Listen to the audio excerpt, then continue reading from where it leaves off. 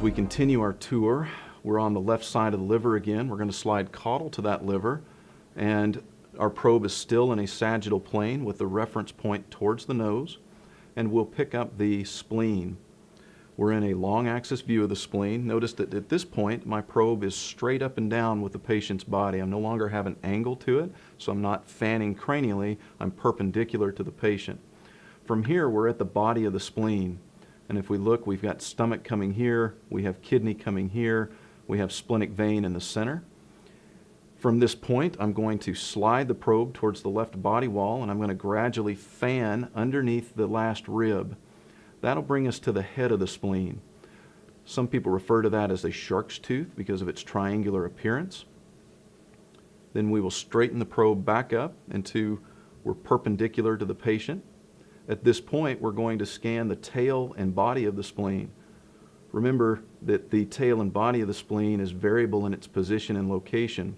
So this requires you to just move the probe. I typically don't fan. I just slide the probe side to side, and what I refer to as a typewriter motion. So we're going to slide this probe towards the right body wall, keeping the spleen in the field of view. And we're going to continue to come all the way over to the right side until it looks like we run out of spleen, which we've still got plenty of spleen here. Now we're running out of spleen, and you can see I'm way over to the right body wall.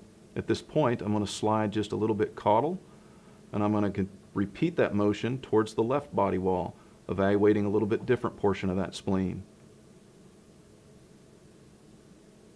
And I continue to do that until I feel like I have seen all of the splenic parenchyma that I can evaluate. If I encounter a lesion or an area of interest within that spleen, then I will typically evaluate it in orthogonal planes, meaning I will turn that probe 90 degrees to where the lesion is at.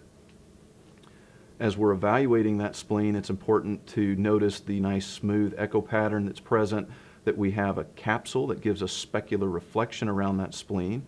Here we're at the center portion of that spleen, which is our splenic hilus, and that's the splenic vein.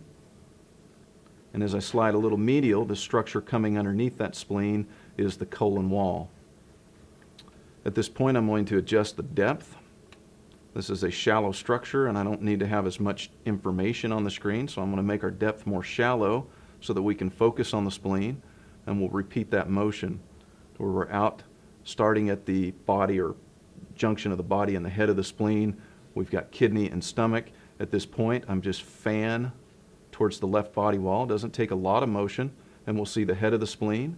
We straighten the probe perpendicular, and we slide back and forth again in that typewriter fashion so that we evaluate as much of the splenic parenchyma as possible.